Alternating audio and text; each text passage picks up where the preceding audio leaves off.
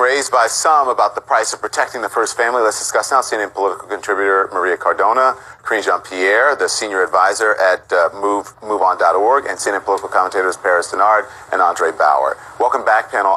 Maria, you just heard Tom Foreman lay it out. Between the First Lady living in New York to weekends in Mar-a-Lago, the cost of protecting the first family could be epic, but that has always been the responsibility of the Secret Service. So is there anything different now? Well, there is a couple of things different here, Don. First of all, hypocrisy, which is nothing new when it comes to the Trump administration. He's full of hypocrisy day in and day out. He not only lambasted President Obama every time he would go on a trip saying that it's taxpayer money, how shameful it is, that he doesn't spend enough time at the White House, that he's golfing every weekend.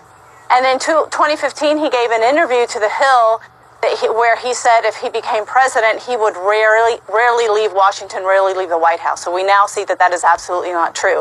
The second thing I think that is a big issue, especially for Trump and his family, is the fact that he has 4 adult children that also need protection whenever they travel. And that's fine. Like you said, that is something that happens.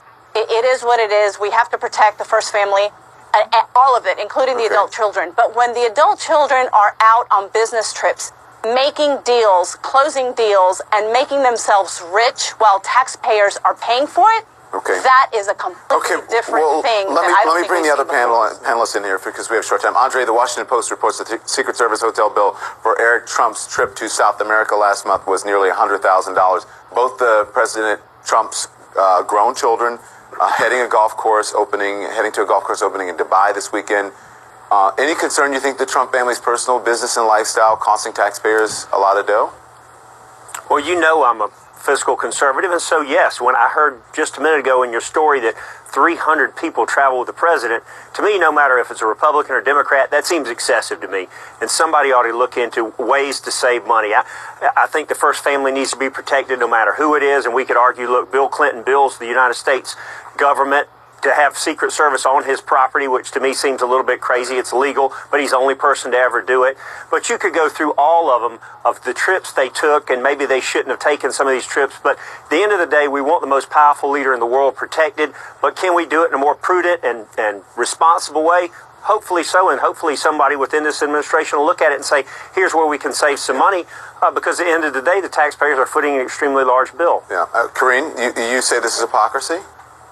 I do. I think it's complete hypocrisy. Like Maria was saying, he chastised President Obama for going on vacation, for golfing, and President Obama had fewer vacation days than his predecessor, President George W. Bush. I think for me, the thing that bothers me the most about this is the profiting off of the presidency. Mar-a-Lago, they doubled their initiation fee to $200,000, and also he actually never let go of ownership of his businesses. So his adult children are traveling, making money for the organization, so he's profiting. I want to bring in Paris now. Sorry to cut you guys short, but I want to get it all in before we have to go. Paris, what do you think?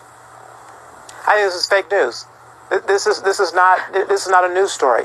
Don, tell me what about it is fake, Paris. We're going to go. Are we going down this road again? Yeah, we are. Come on, Paris. I didn't interrupt any of you all. Let me just tell you why. The president is not breaking any laws, and he's not doing anything. It's not his fault. Okay, Paris, hold on. Let me ask you this. No, let me ask you. I'm going to let you finish. I'm going to let you finish. Do you actually know what the definition of fake news is? What we're doing right now? No, okay. Well, then you are part of the fake news because you are on the network and you're part of the... Fake news is when you... Hang on, let me explain to people out there watching and you what fake news is. Fake news is when you put out a story to intentionally deceive someone and you know that it is wrong. I don't know of anyone who has put out a story in the mainstream media that I can think of right now to intentionally deceive anyone. Now, people get things wrong. Sources sometimes come up empty, but no one that I know has put out anything to intentionally deceive someone. This story that we're doing right now is not to intentionally deceive anyone. We are simply talking about the cost to keep a president safe, the Secret Service cost, and what are the pros and the cons, and as Andre said, and if there are ways that we can maybe able to work on that to make it fiscally better for the American people. There is nothing fake about that. Please stop it with that stupid talking point that it is a fake news story. If you don't want to participate in the news stories on this network, then don't come on and participate. But don't call them fake because you don't agree with them. Go on. Don, this is a fake news story, in my opinion, because the underlying Paris, assumption thank you very much, is everyone. that... Thanks, everyone. Thanks for watching. Have a great weekend. Good night, all. Thanks, Don.